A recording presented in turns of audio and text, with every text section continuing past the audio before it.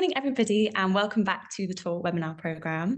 I'm Emma from the Small Business Saturday team, and today we're talking about how you can market your business on social media the most efficient way with the lovely Sam Flynn, who is a digital wellbeing and social media coach, trainer, and speaker, and also has a background in business psychology. So she really does know her stuff. So I'm looking forward to today's session. Lovely to have you here, Sam. Hello. Thank you. Hi. I know that this will be quite an interactive session, so do kind of say hello in the chat, say hello, let us know where you're from in the UK today. And if you have got some questions, pop them in the Q&A at the bottom, and I will ask Sam those at the end. This session is being recorded, so if you miss anything, don't worry, you can catch up later. Big thank you to BT for partnering with us on the tour once again, and thank you all for joining. I will hand over to you now, Sam, and I will see you at the end for some questions. Thanks so much, Emma. Good morning, everyone. And welcome to hopefully what will be quite a revolutionary webinar for you, because I know myself as a small business owner too, just how time-sucking social media can be, but also at the same time, how powerful it is as well. So we want to make sure that we are mashing the two together and making sure we're getting that power from it. We're marketing our business, but we're not wasting time on it, which is really important. So quick background info on me. Emma did a great introduction there, so I'm not going to dwell on the rest of it too much, but essentially I've been a social media trainer for 14 years now. Prior to that, my background is in business psychology. And during the pandemic, I found myself in this position all the time. My phone was in my hand constantly. I was trying to run my training business with my 3 young girls at home with me. My husband got to go out to work every day because he was in construction. And while we were in lockdown, I was essentially running my business through my phone. The result was I quickly became addicted. And the other result was my mental health took a major, major dip. I knew that something had to give. And so I pretty much deleted every single app off my phone. And over the course of about a month, my mental health improved so much. And it became a huge passion of mine then to understand how the digital world is impacting our well-being and what we can do to make sure that we are part of this amazing, wonderful digital world that allows us things like this today, where you can listen to me wherever you are in the UK while I'm here in sunny but very cold Manchester, and be part of that world without it negatively impacting our well-being. And so now, as well as social media training, I also deliver sessions in businesses and to individuals on things like managing our smartphone use, social media addiction, and looking at things like digital culture in businesses as well.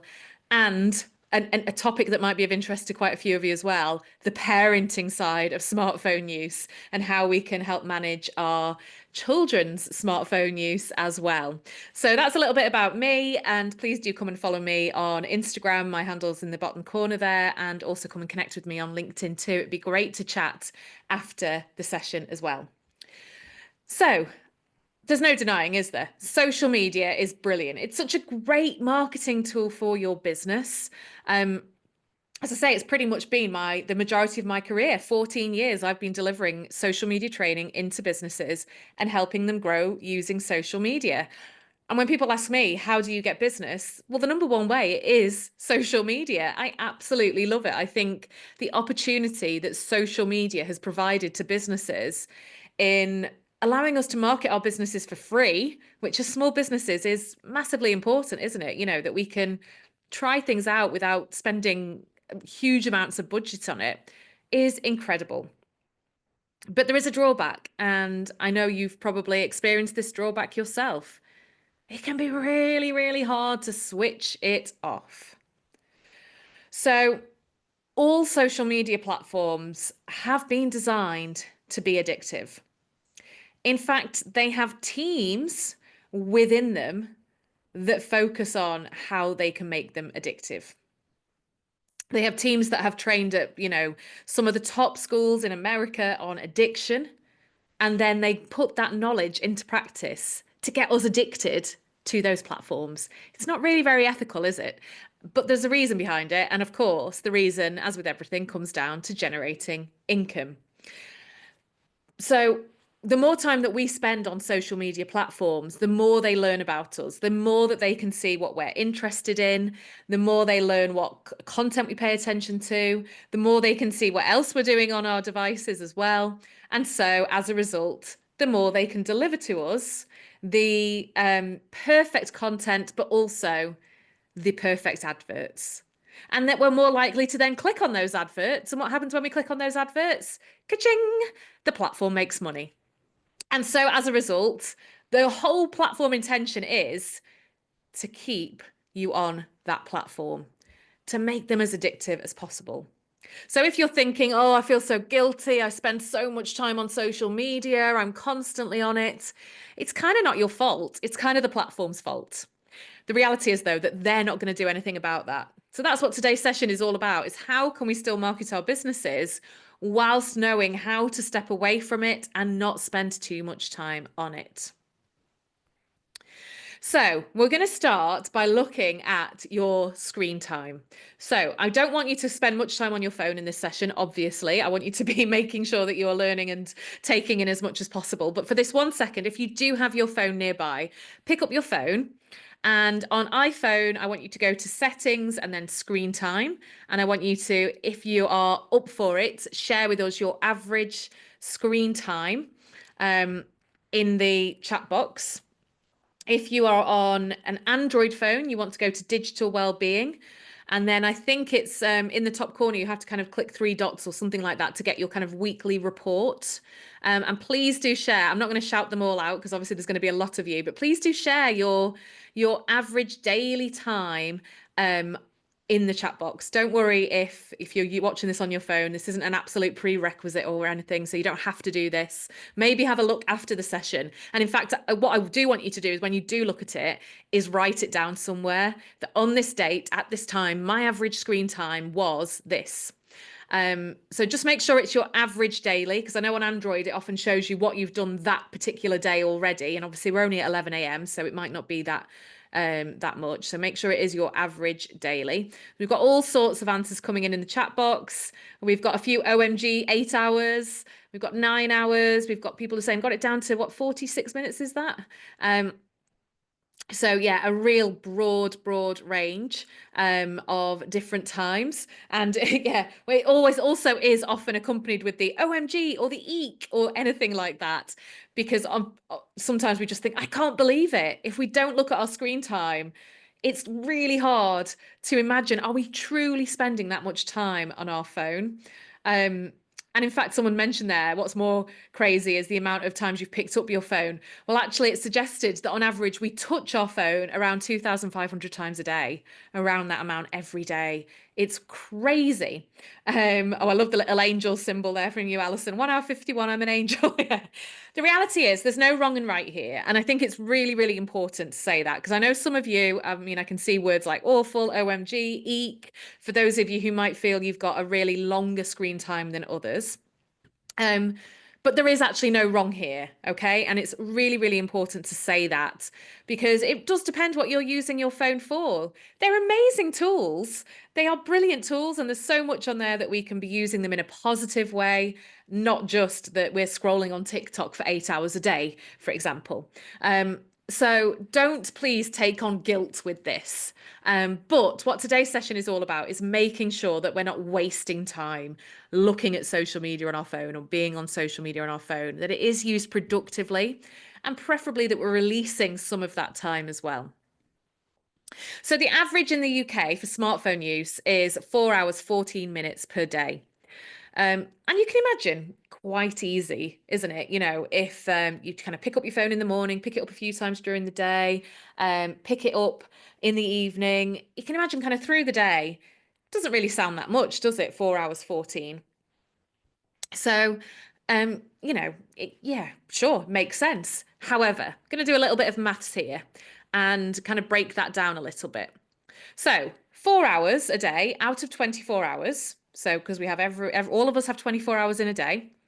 So 4 hours out of our 24 hours, if we then times that by 365, that means we're actually spending 60 days a year of full 24-hour days on our phone. So 2 months a year, 2 months a year of our lives if we are spending the average of around 4 hours a day, we are looking at our phones. Now, when I kind of worked this out, this was a kind of one of those mind-blowing moments for me. I've got 3 kids, a husband, a dog, a lot, lots going on in my life, a business.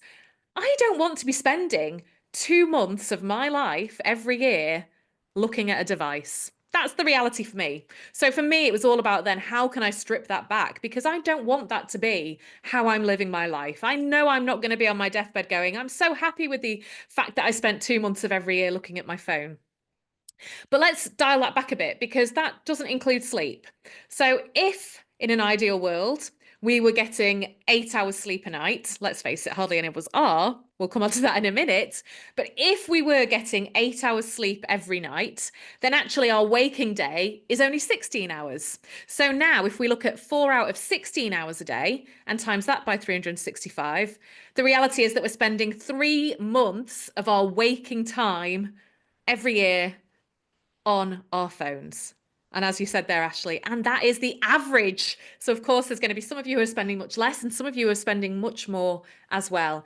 3 whole months, a quarter of our lives, essentially, while we're awake, we are spending looking at our phones. So it is a sobering thought, and it is one that for me was as I say, the light bulb of like, no, actually, that isn't what I wanted to be doing with my life. And yes, I am a small business owner, and yes, I use my phone a lot for my business, but do I want to be spending a quarter of my life looking at my phone? Absolutely not. So how can we do something about this then? Why do we need to do something about this? Well, I mentioned sleep, 8 hours sleep a night. And then I said, let's face it, how many of us are actually getting 8 hours sleep a night? Because the staring at devices, the looking at our phones is really negatively impacting our sleep. Give me a yes or a no in the comments as to whether you sleep next to your phone. If it's next to you on the bedside table, give me a yes or a no in the comments. If it's next to you, or a no if you keep it away from you in the bedroom. And there's quite a few different varieties of answers here. And I like the few absolutely not. Definitely not. Quite a few no's, which is good. And quite a few yeses as well. And as you can see with this stat, 71% of smartphone users sleep next to their phone at night. Now, what that often means is it's the last thing we look at before we go to sleep, and it's the first thing we look at in the morning. And that can have so many negative impacts in terms of our sleep ability, but then also it's starting our day in a way that's not very calming and relaxing and mindful and bringing us positively into the day. A few of you mentioned the alarm word there. I mean, what is really interesting is that you can buy alarm clocks. They do still exist beyond our phones. So if you are using it for your alarm, there is the option, obviously, to buy an alarm clock. But I mean, to be honest, I love my phone alarm. I bought an alarm clock and it was rubbish, because I want different times of day for different days of the week that I get the alarms going off. And so one thing I do is I just keep it the other side of the bedroom. So when I get into bed, I can't reach my phone. I can't look at my phone. And when I wake up in the morning, I have to get up out of bed and I have to turn it off. And then I'm up and I'm ready to go. Well, not necessarily ready to go, but I'm up. And the chances of me hitting that snooze and getting back in bed are much, much lower. So keeping it away from you in bed is a really good way of improving that impact on sleep. I mean, if you've ever done something like had a really, really late big meal and then got in bed, sometimes we pass out because we're so exhausted from kind of consuming this big meal. But then we wake up in the night and we're kind of wide awake because our body's awake trying to digest that food. And when we look at our screens and things like social media just before bed, then actually what we're doing is we're filling our brains. We're giving our brains a huge meal just before we try to go to sleep. And as a result, we may fall asleep because we're so exhausted, but chances are we might wake up in the night and be wide awake because our brains are so busy trying to work out everything you've just fed into it, all that content you've just scrolled through. And sometimes that content isn't the most positive either. So it might be feeling negative as well. So yes, sleep is a big factor. And it's also a big factor in your small business success. Let's face it. If we don't have good sleep, we don't perform as well, we're not as productive, and so on.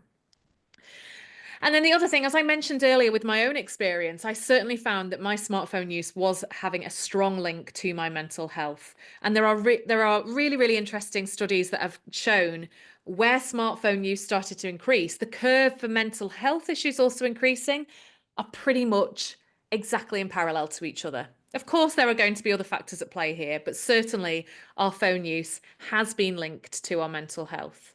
And there was a brilliant study that found that even if we just reduce our use by an hour a day, the impact on depressive and anxiety-based symptoms is huge in lowering those symptoms. And again, in terms of small business success, mental health issues are going to have a really, really big impact, because the more we are feeling down, the more we're feeling anxious. It's very, very hard to perform in our roles. It's really, really hard. And of course, as a small business owner, if you're not performing in your role, your business isn't performing. So it's so important that we think about how we can reduce our social media use, because that is predominantly what people are using when they're looking at their phones. And then the final thing before we go into ways in which you can still effectively market yourself on social media without it becoming a major time drain is our ability to focus and pay attention. Just give me a yes in the chat box if you feel it can be quite difficult to focus and pay attention. If you find you have difficulty doing things like reading a book or watching something without doing something else at the same time, or staying on task. So give me a yes or a no if you feel that that is an issue for you. And of course, if you've got something like ADHD, of course it's an issue. But yeah, it's certainly something that we are feeling more and more and more. And there is a brilliant book, I don't have it on my desk actually, I must have put it away, but there is a brilliant, brilliant book on this called Stolen Focus.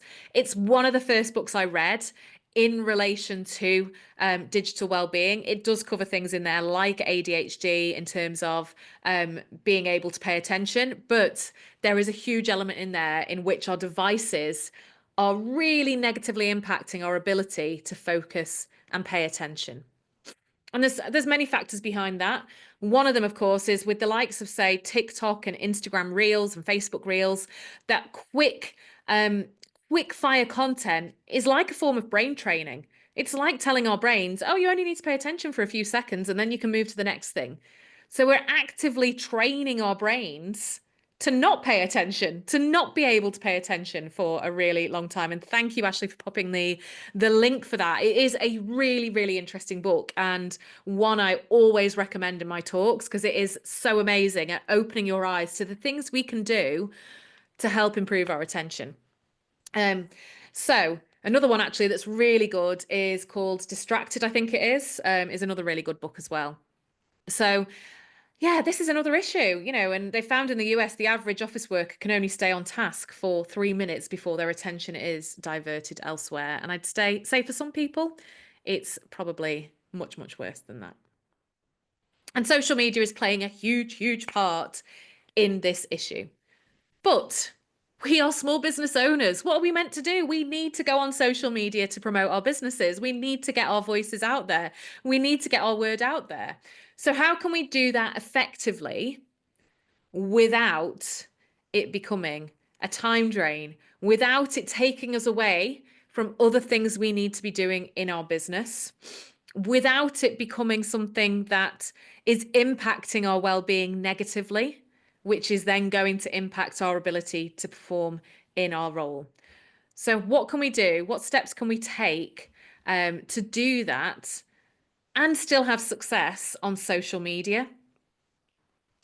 Because I know when I first started my business, social media was absolutely one of the most powerful parts of that business. It was the thing that really helped me to make sure I was getting my word out there, that I was growing the business effectively. And of course, my whole business has been based around helping other businesses do the same. And interestingly, from the very early days of me delivering social media training, one of the things I always included in that is how you can do it in the most time effective way. And that's because I spoke to so many businesses who said, this is all well and good, but either I don't have time for it, or it's taking me too long. I'm spending too much time on there and I don't have time for anything else. So what can we do then? What steps can we take to manage this time that we are spending on social media? So the first one is we don't have to be on all the platforms. There are always new ones coming out. This week's hot platform of the week is Blue Sky. You might have heard about Blue Sky.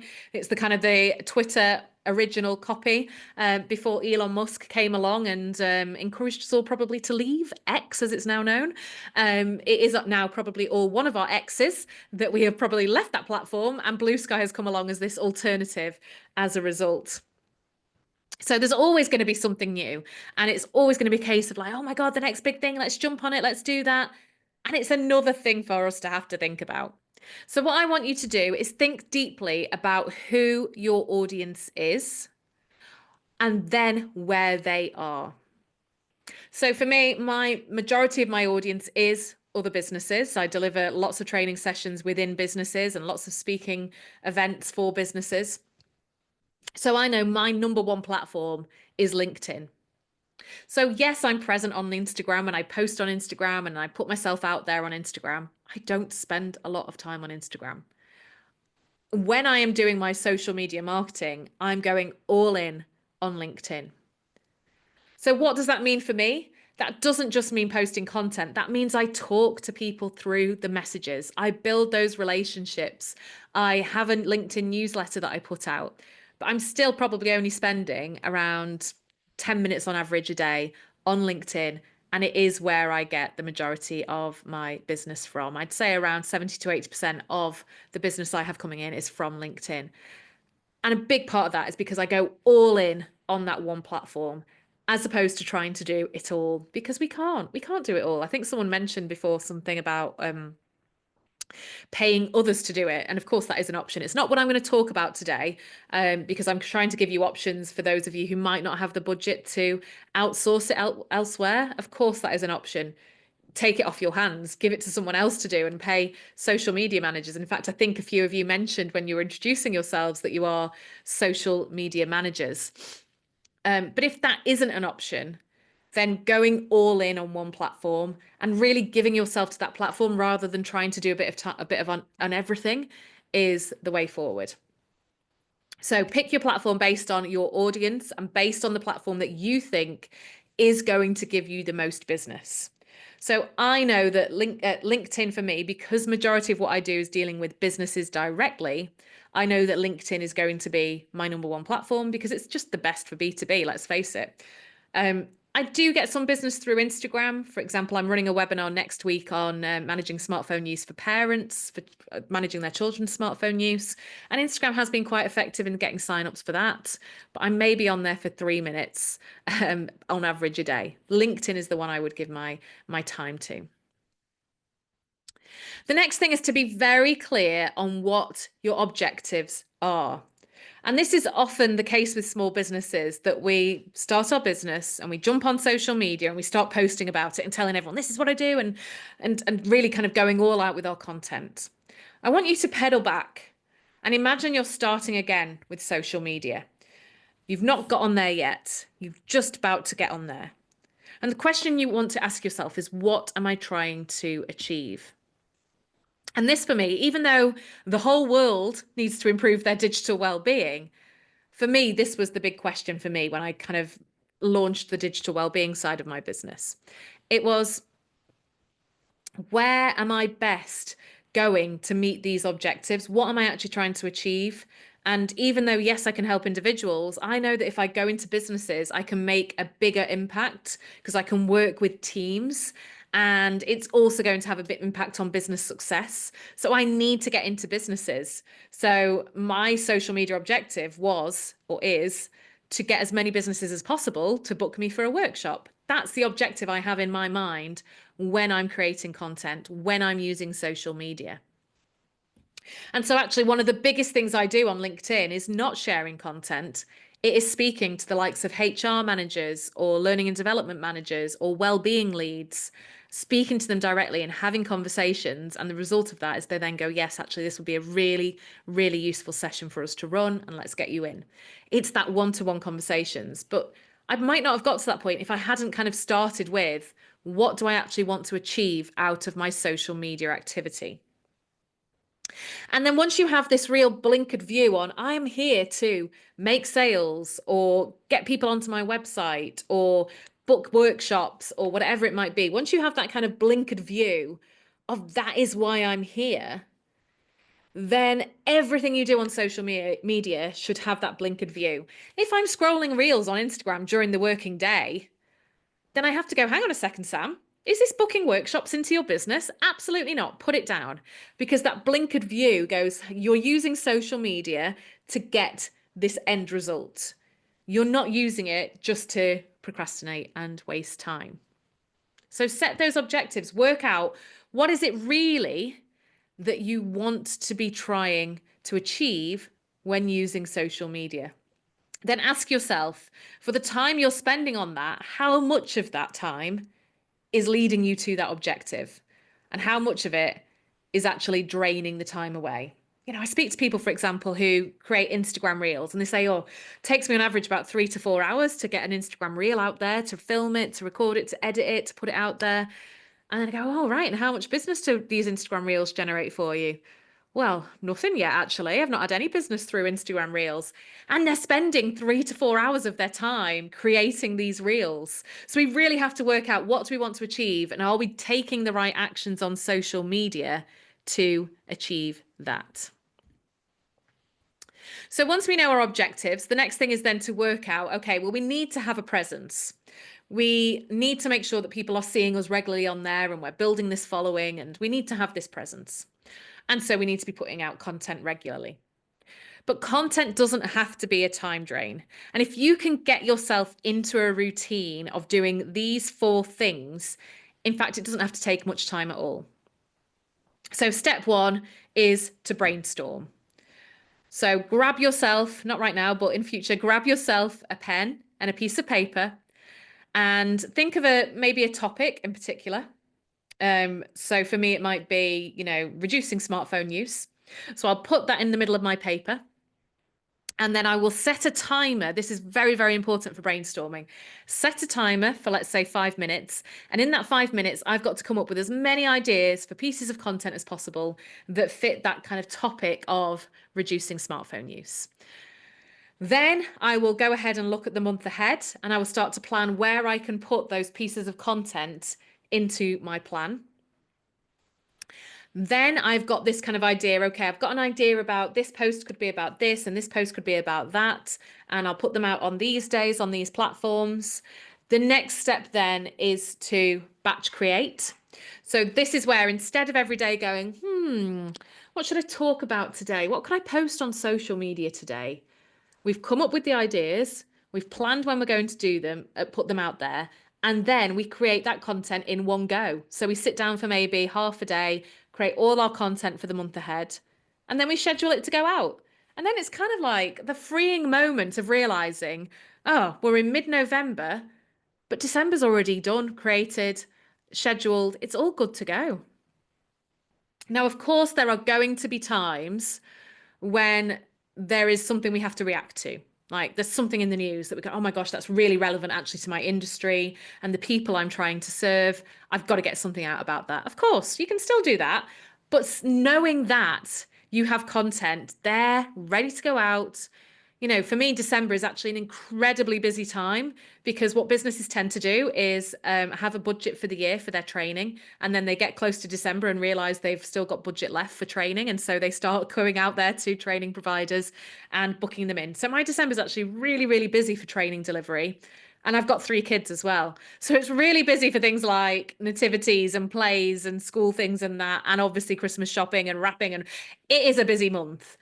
I want to go into it knowing that actually I don't really need to be on social media all that month in December, because my content is I've already come up with the ideas, I've already planned ahead, I've created it, and I've scheduled it.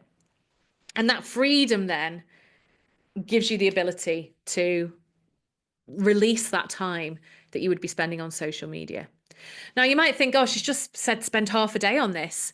I promise you, if you're spending individual time creating individual pieces of content, then you are going to spend more time on social media than if you do it in bulk in one go.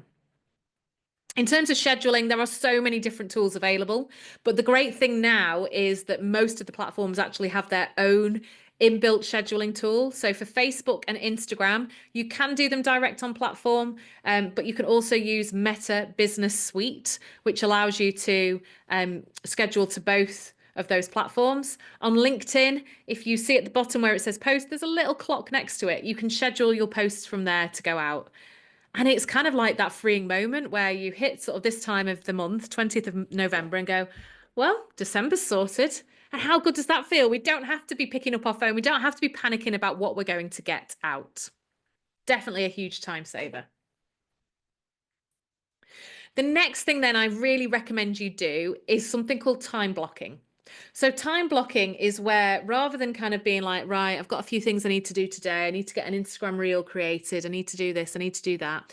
And we've kind of got either got it all in our head or potentially on a list. And it's kind of like, right, we know what we need to do with our day. Time blocking is then when we give it a time. So it's kind of like, oh, at 10 a.m., I'm going to go on LinkedIn and I'm going to send 20 messages to potential customers. And I'm going to give myself half an hour to do that. So the next part of time blocking is not just setting a time, an appointment with myself in the day to do that, but then to set a timer and stick to that time. And in fact, I often try and play a little game of beat the timer. So I will set myself a challenge, 20 messages to potential customers on LinkedIn, half an hour to do so. And my aim is that I have time left at the end to sit back and go, job done. I've got 3 minutes chill time till the next time block. So this works really, really well for every bit of activity. This isn't a time management course by any stretch, but this works really well for everything you do in your business, but certainly for social media where they are designed to keep you on the platform as long as possible. So we need to make sure that we are not getting sucked in. So giving ourselves a time to do it and setting a timer in which to do it really helps. Engaging with other people's content is so important. Discussing things with potential customers, building those relationships, it's so important. But we could spend all day replying to LinkedIn posts or going on Instagram and trying to find the right post to comment on. Set a timer and just give yourself 10 minutes. I'm going to have 10 minutes going on Instagram and replying to as many posts as I can, putting a comment on as many posts as I can of my target market. Timer goes off, phone goes down. Let's crack on with our day. So time block your day to include your social media activities and set a timer as well so that you've got that lovely ding, ding, ding, ding, ding. Time is up. And it's like that bit of friction that stops you in your tracks and stops you what you're doing and moves you on to the next task. In fact, you might have heard of the Pomodoro method. So the Pomodoro method is where we spend 25 minutes, I think it is, of activity and then 5 minutes of break time, essentially. And then we do another 25 minutes and then 5 minutes of break time. And you can adjust that as you want to. I find kind of more half an hour to 40 minutes works well for me. And then kind of do a 10-minute break where I go and make a brew or, stroke the dog or, something like that, and then go back on task. And I do that for everything, even emails. I will go, right, I'm just going to spend 20 minutes replying to all the emails in my inbox. I'm not going to go back on that then until later in the day. So time blocking, hugely powerful for your social media activity because of the addictive nature of them. The next thing then, and I've got the chat running at the same time, I'm trying not to get too involved in it and let you guys have your conversations until we get to the Q&A at the end. But I have seen this mentioned by a few of you, and it's turning off your notifications. Oh my gosh, this is probably the number one tip I would say. If you're going to do anything that changes your activity on social media today, let this be it. Again, funnily enough, they want you to have notifications. If any of you have your notifications turned off, then you will see that when you go on there, it will often say, oh, don't miss anything, turn on your notifications. They will push you all the time to keep those notifications going. But the problem with notifications is this: even if it doesn't make a sound, your phone is lighting up. It's telling you there's something happening. And when you're trying to focus on what you're doing and then bing, it lights up, then you're going to obviously take your attention away from what you're working on. Now, the problem with that is it actually takes us to get our full attention back on task. It takes on average about 23 minutes for our full attention to be focused on task. So when our attention goes elsewhere, we're actually wasting around 23 minutes of our time, even if we don't pick up our phone and open up that notification. The other thing with notifications that they found is that if you turn off notifications on your phone, or the majority of notifications, people who have no notifications on their phone pick up their phone a third less than people who have notifications turned on. And of course, you don't have to turn off all your notifications. Turn off the ones that are seeping into your life and making you pick up that phone. So, for example, do you really need to know if someone's liked your Instagram post? Absolutely not. You can go in there later in the day and check how many likes has my post got if it really matters to you.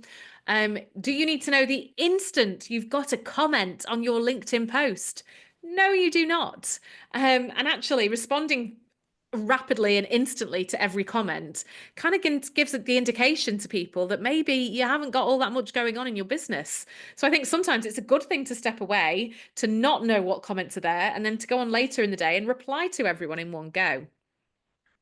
I also have WhatsApp notifications turned off, because the reality to me is I don't want other people controlling my time. I want to be in control of that.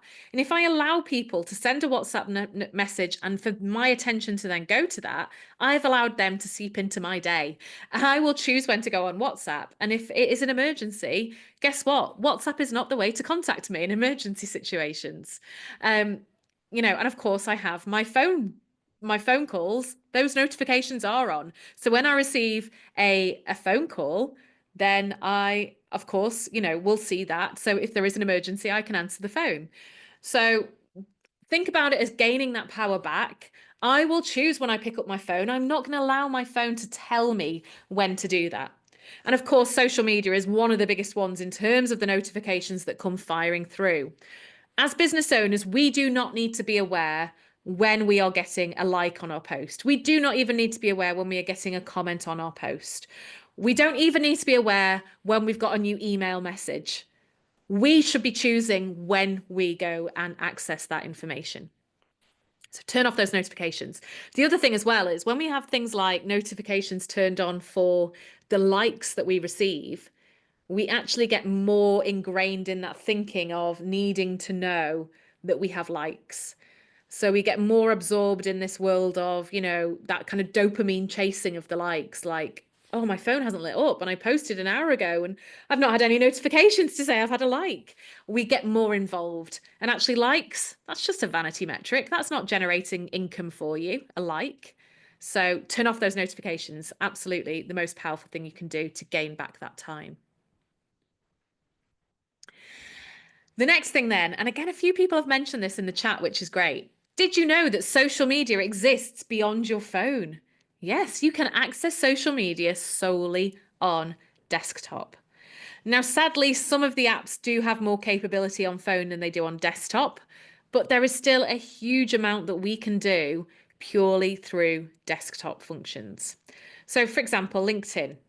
If you have the LinkedIn app on your phone, of course, you're more likely to be going onto LinkedIn out of work hours. You're more likely to be picking up your phone and checking LinkedIn. If it's on a desktop computer, then it's not coming everywhere with you. It's not sat with you at night while you watch the telly. It's not with you in the school playground. It's not with you at the doctor's surgery. It's not there for you to constantly be looking at. Now, Instagram's a little bit different because so much of the functionality exists majority in the phone, but actually we can do a lot through Meta Business Suite, which you can access on your computer. We can upload things like Reels. We can schedule stories as well through Meta Business Suite. So we can still be present throughout the day without picking up that app. And it could be that you delete these apps and reinstall them. So you could delete them at times like when you're on holiday, or you could delete them at the weekends. I think someone actually just mentioned that in the comments. Delete them at the weekends. I tend to avoid having Instagram on my phone, but sometimes if I want to create a reel directly on Instagram, I'll just reinstall the app. It takes approximately 40 seconds to reinstall. And, the fact now that our phone contains all of our passwords, it's only a case of Face ID and we're back into it. So don't just think of social media existing on your phone, because your phone is mobile. It goes everywhere with you, and therefore your social media activity is also going everywhere with you. Keeping it just to your desktop computer means that you now don't have the capability to be on social media at all times of the day and night. If you're one of those people who can't sleep and then decides to pick up their phone and have a scroll, it doesn't exist there. For me, this was probably one of the most freeing moments in the pandemic, when I was having so much trouble just really getting through the day. I was waking up in the morning, dreading the day ahead, not wanting to get out of bed. Deleting the apps was like this kind of weight was lifted off me. And I'd still pick up my phone and I'd look at it and go, there's actually nothing to look at on here. And it really did make a big difference to my mental health. And of course, the time I was spending on my phone. And also, as a parent, which I'm sure many of you are, the presence that I was giving to my children, obviously at the time quite a difficult time for them too, but at any time, I always want my children to know that they are more important to me than my phone. So deleting apps, whew, it's like this freeing moment. If any of you are addicted to any gaming apps on your phone and you've ever then deleted that gaming app, it's like, oh my God, I'm not tied to it anymore. I'm not chasing levels that aren't going to get me anything. They're not doing anything for my life. I'm just chasing these next levels. So delete those apps. Also, on all of our phones, we can set screen time limits. You can go and set a time limit for social media. So you could say, I only want to be spending 30 minutes a day on social media on my phone, because that means then that your phone will fire up at you that you've reached your limit for today. Of course, you can override that, unfortunately. So you could say, oh, well, sod it. I've reached my limit, but I'm going to go back on there anyway. What that does, though, is it's giving you that bit of friction that says you've already spent 30 minutes of today on your phone on social media. The other thing it does is it gives you the option to override it for, say, a minute or for 15 minutes, I think it is. If you do need to override it, do it for a minute, because then it'll keep going back up and annoying you and you'll kind of give up on it in the end. But if you're finding you're spending, let's say, 3 hours a day on social media, it's a really good place to start. Try by setting those screen time limits for social media down to 2 hours a day. And it'll just start to slowly kind of work it back. So you're spending less and less time through your phone on social media. And again, keep it out of sight. Again, I've seen this come up in the chat. I'm loving that so many of you have already been sharing a lot of these tips, which is brilliant. But we think we're in control of our brains and we think we're in control of what we do. We don't really have that much control, because what our brains constantly are looking for is dopamine. Give me a hit. Get me that dopamine I'm craving. Give me that little rush of pleasure. It's why we procrastinate on our phone, because we're bored with what we're doing and we want a bit of dopamine. Let's pick up our phone instead. Now, when our phone is looking at us, that becomes even easier, doesn't it? Because it's like, oh, it's just there. I can just reach for it. And you've probably had those moments yourself where you pick up your phone and go, what the heck is this doing in my hand? How did it end up here? How am I just spent the last hour on social media? I didn't even mean to pick up my phone. So keeping it out of sight stops that. Keep it in a drawer next to your desk if you need to hear it ringing. Keep it the other side of the room, preferably, so you have to get up to your phone. Or keep it in another room if you don't need to answer calls on it for work. Keep it in another room completely. At first, you'll find those moments where you're like, oh, hang on, what am I missing? Like you're missing your left arm or something, like, oh, something isn't right here. But putting it out of the way, you will soon get used to not picking it up as much. And there are many, many wonderful apps out there that are brilliant for helping us reduce our phone use. This is my favorite one. I'm going to pop the name of it in the chat in case you can't tell what I say, but it's called Forest. And there is another one actually more recently that's come out called Flora, which is very, very similar. Both are brilliant. So the thing I love about Forest is you can go on the app and set, like it shows here, a timer. Like, I don't want to be on my phone for the next 25 minutes. I want to be working on something else or doing something else. So you can set a time that you don't want to be on your phone. If you come off that app in that time and go on other apps, then you've kind of broken that time. So during the time, a tree will begin to grow. And if you come off the app, the tree will wither and die, which is a little bit of gamification. But what I truly, truly love about this app is it also gives you kind of little points. You'll see in the top corner on the app here where it says 670 kind of coins. When you hit, I'm trying to remember the figure now, I think it's 2,500 of those, you can then transfer them for a real tree to be planted because they've partnered with a charity that plants trees. And so when you hit 2,500 of these coins, you can actually transfer them, spend them on a real tree being planted. So what I absolutely love about this is it means the less time I spend on my phone, the more I'm helping the world and the environment. So it's a really, really lovely app. And also when you kind of click and open your phone by accident, looking at it and thinking, oh, you know, oh yeah, I'm in a forest session. It says things like, keep up the good work, keep going, and it gives you like these motivational quotes as well. So I absolutely love Forest. Flora, as I say, is another similar one that you can use. So I hope that has given you some really good actions and ideas that you can go away with to help reduce your phone use and also gain back time from social media. I have actually got a couple of free downloads in relation to this. I've put them both on the same kind of download. So when you put your email address in, it will give you both of these. The first one is 10 ways to reduce your phone use. And that will give you 10 different ways that you can reduce your phone use down, some of which I've talked about today, some of which I haven't. And the second one I think is really, really good for small businesses like us is 10 ways to market your business without using social media, but that are also free. Because I think one of the reasons as small businesses we spend so much time on social media is because it's free. And of course, we want to think we're constantly marketing our business. And so there are so many other ways we could be doing that for free without it being through social media. So I'll pop the link in the chat box there. If you put your name and email address in there, it will automatically send you both of these documents. So you'll get both of these. I've kind of put them in the same one for this session so that you can get those downloads in one hit, because I think usually it's kind of like one or the other that you want, but I think in this case both are really, really valuable.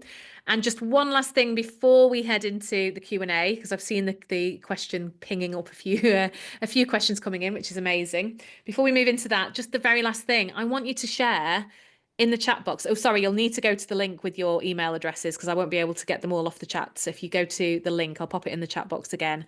If you go to that link to pop your email address in.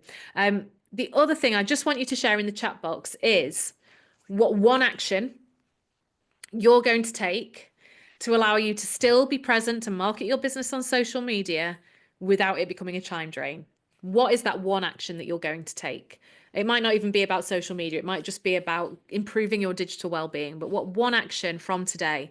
I want you to write it in the chat box, because when we write down an action, we're more likely to take that action.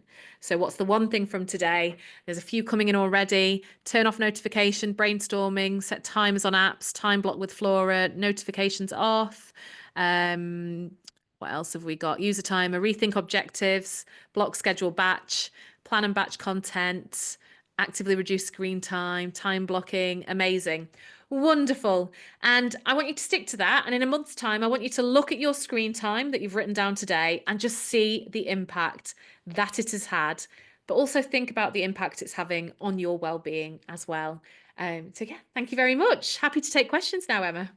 Oh, thank you so much, Sam. That was absolutely amazing. And I used the Forest app and I love it as well. It's so Oh, fun. You good. get to build a little garden, don't you? And it's very rewarding. So I'm glad you spoke about that because I'd forgotten about that tool. So I'll definitely be trying It that. is. It's a fab one, yeah. It is. I will dive straight into questions because, as you say, we've kind of had the chat and the Q&A pinging away. Yeah. And so first question is hopefully quite a quick one, which is how can you set your screen time limits on your phone for different things? Yeah, so I mean, probably the simplest way is to Google it, because then you'll be able to kind of walk through the different steps that you need to take. But I mean, I have an iPhone, and if you just go into settings and then to screen time, and then there should be an option on there for app limits. And if you then add a limit, one of the options is social. So it's in screen time, app limits, then social. On digital well-being, on Android, sorry, with digital well-being, I haven't got it in front of me, so I can't give you the exact steps because I'm an iPhone user. But I know it's within the digital well-being section on your Android. So you'll be able to do it on there. Wow, thank you. Another question that's come in is it says, I hate cold calling DMs that I receive on LinkedIn. So now I feel a bit paralyzed in sending cold calling Yeah. direct messages to market my business. Do you have any tips to overcome this? Yeah, I mean, in all honesty, for me, that has been the DMing people on LinkedIn has been the biggest game changer in my business in how much I get in, particularly the digital well-being. I've been doing social media for so long, it's almost kind of easy to get that in now through word of mouth. But with the digital well-being being a new or a more recent business for me, I've really had to push myself out there.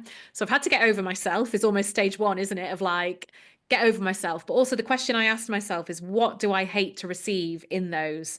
And it's the ones that say things like, so there's two I hate. The first one is, hi, Sam, thanks for connecting. Let me introduce you to my business. We do da da da da da da da. I'm just not going to read them. I couldn't care less. You know, whatever that thing is, I'm not going to read that message. The second type of DM I hate is, hi, Sam, what's the biggest challenge you face in your business right now? Or some such question. I'm like, no, I know what's going to come. I'm going to give you a challenge and you're going to go, great, I'm a coach and I can overcome it with this and this and this. So, the way I look at it is all I want to do is start a conversation with them. And if I was in a networking situation in person, I wouldn't go up to them and go, hi, I'm Sam and I do digital. I wouldn't do that. I'd just chat to them. So that's the way I look at it. I go on and I say things, you know, I put like, hi, Sam, hope you're having a great day. Just a quick one to see, do you do learning lunches in your company at all? I've had a few bookings recently for digital wellbeing ones. And is it something you'd like to know a little bit more about? Keep it really short. Keep it as like quite relaxed. What I've tend to find with that is people are like, oh, this is amazing, Sam. Yes, please let me know about your learning lunches. Or they'll be like, actually, no, we don't do those, but it could be something we explore. Or people have said, no, sadly, we don't have budget for it. What I've never had is a negative message back because it's so kind of relaxed. And the way I try and frame my brain is if they do learning lunches, particularly around well-being, they're always looking for new topics. So I've just made that easier for them. I've just put a new topic in front of them. I've made their life easier. So that's how I try and retrain my thinking. But yeah, think about how you can word it in a way that's relaxed, friendly, and approachable, and keep it really short. That's great advice. I think then sometimes it doesn't feel like a rejection if you don't get a reply, or if you know if you've been very casual about it yourself, then it can be easier to kind of manage that response. Oh, and absolutely remembering, yeah, that people saying no is not a rejection of you. It's just that's not right for them. That's all it comes down to, yeah. Okay, fab. Another question from Tessa has come in. To keep up with Instagram and social media trends or new features, are there any accounts that we can follow that cover this? Oh, I mean, there's probably hundreds of thousands of kind of, you know, people at the forefront of what's happening, but probably the best is to go direct to the app itself. So on Instagram, the chief of Instagram, what's his first name? But anyway, his account is Maseri, I think is kind of how you pronounce it. And he will also always announce straight off, I'm looking it up as I talk.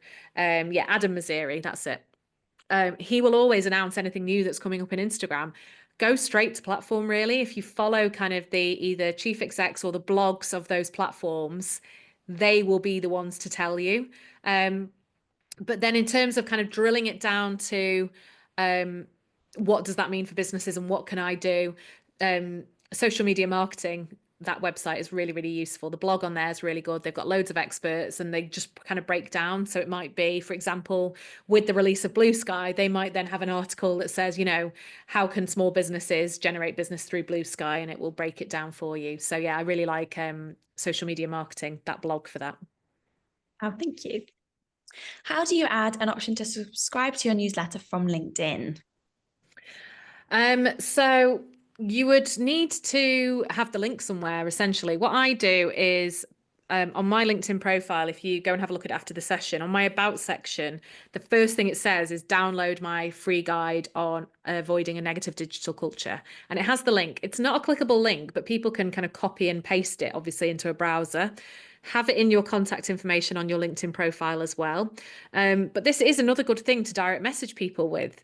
If you message them, preferably with a free download, because what you'll have noticed in this session is I could have put on that other slide, now come and join my newsletter. Instead, I gave you something. So it's those free downloads. So create some kind of free download and then message people and say, I've got this freebie. It might be really useful for you.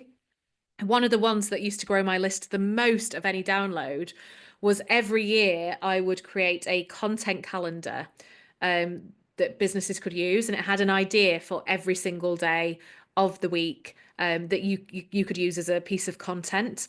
And I put that out for free. So I would spend kind of all of November going, hey, I've got this free content calendar for 2025. Here it is. Here's the link.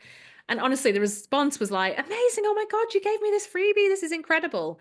But actually, obviously, what I was really doing was getting them on my newsletter list. So that's the way, really. Message them, put it in your profiles, create content that talks about it, and that asks people, would you like this? And then direct message them the link when they say yes. Question about subscription box and kind of driving traffic to your website. I run a subscription box and have been using social media to drive sales, but I'm not convinced that it works. I'm wondering if a different objective would be better, perhaps brand awareness, traffic to website, finding influencers. What are your thoughts? Yeah, it depends what the subscription box is for, obviously, because there are many, many different types of ones. So obviously it depends on what you are actually selling, so therefore what the audience is. The one thing I didn't mention today actually that would probably be really useful for this is I stick on and talk a lot about an 80-20 rule of selling on social media, where 80% of your content builds the relationship with your audience, and then the 20% is where you sell to them. So with your content, if you are thinking about how can I give them knowledge? How can I give them something of value? How can I tell them more about me as a person or as a business? How can I build that relationship? Do majority of that, and then sort of 1/5 of your content then directly sell. Because if all of your posts at the moment are trying to push the subscription box, you're kind of probably going to switch people off because they don't really have any relationship with your business. And then, yeah, get that download on the 10 ways to market your business for free as well. But influencers are definitely good for things like that. Email newsletters. Yeah, it's very hard to answer without knowing exactly what you're selling in the subscription box. So if you want to find me a message on LinkedIn or something, that's fine. But oh, for Cozy Crime Lovers, a book plus gives you open as you read. Right. Okay. So yeah, so social media technically would be really, really good for that. It's just about going and finding those people and looking at things like the keywords they use and then maybe starting conversations with them. But yeah, what I would really do is focus 80% of your content on crime and like knowledge around that and excitement around that, and only tell them about the subscription in about 20% of your content. Somebody has said that you shouldn't bother with LinkedIn newsletters. Has anyone else heard this? What are your thoughts on LinkedIn newsletters, Sam? Oh, I absolutely love LinkedIn newsletters. So I send out a LinkedIn newsletter every week. And again, like the amount of business that has brought in has absolutely astounded me. The great thing with a LinkedIn newsletter is if you already have an established audience on LinkedIn, then you are, as soon as you create it, they're instantly invited to subscribe to that newsletter. So as well as kind of having my own newsletter in terms of emails and building them on my email kind of list, I've also then got the ability to get into the inbox every week of the people who've subscribed to my LinkedIn newsletter. And every time I connect with someone on LinkedIn, they're automatically invited to subscribe to my newsletter. Do I think that everyone reads those newsletters? Absolutely not. I subscribe to loads and barely read any, but I put out one every week because then Sam Flynn, Digital Wellbeing at Work, is in their inbox every single week. And my name and the topic is going to be ingrained, hopefully, in their thinking. So yeah, I'm a massive fan of LinkedIn newsletters. Fab. Are there any other newsletter platforms that you recommend that you like? Yeah, so I use MailerLite for my email newsletter. I've used many different ones over the years. Before MailerLite, I used ActiveCampaign, but then they changed their pricing structure. And for what I want to achieve, MailerLite was a lot cheaper with doing exactly the same as I was doing on ActiveCampaign. So yeah, that's my current preference, just because I use it, is MailerLite. And that just means that when I create like a landing page that's offering a free download, I can just put in there the the kind of box asking for their name and email address, and it just links through to MailerLite and automates the messages that then go out on the back of that. So that one would be my preference. We are running out of time, so I'll just fly through the last questions. But if anyone's got some, do put them in the chat. When you have a newsletter email list, what sort of things do you talk about? So but probably the best way of doing it is almost having a bit of a structure every week. And I probably do this more with my LinkedIn newsletter. So I'll use that as an example. So the structure of my LinkedIn newsletter is I will have a discussion topic first off, then I'll put in one of my YouTube videos. I try to create one every week. I'm not very good at it though. So I'll just go into the archives and share one of those. Then I'll share a little promo. So it might be saying, book me in for a learning lunch or book me for a workshop, or I've got this thing upcoming that you should join. Then I'll share a digital wellbeing tip of the week. So it's just kind of one quick action that people can take to improve their digital wellbeing. And then I'll share a LinkedIn post that I've shared that week in the newsletter. So if someone's missed that post, they can go and have a look at it. So that's my structure. In terms of coming up with ideas, I just brainstorm it. So I will brainstorm kind of like what topic discussions could I raise in my newsletter. If you come and connect with me on LinkedIn, obviously it'll invite you to subscribe so you can have a look at what I mean by a discussion topic. So I think, for example, one last week or the week before was comparisonitis. So I talked about how we compare ourselves to others on social media. So yeah, having a bit of a structure every week makes it a little bit easier to go, right, I'll slot that into that kind of slot for this week, essentially. Thank you so much. I'm afraid there are a few questions that we've not managed to get to, but I'm sure if you email Sam, you'd be happy to answer those. Absolutely. Yeah, by all means, come and connect with me and fire some more messages at me. That's absolutely fine.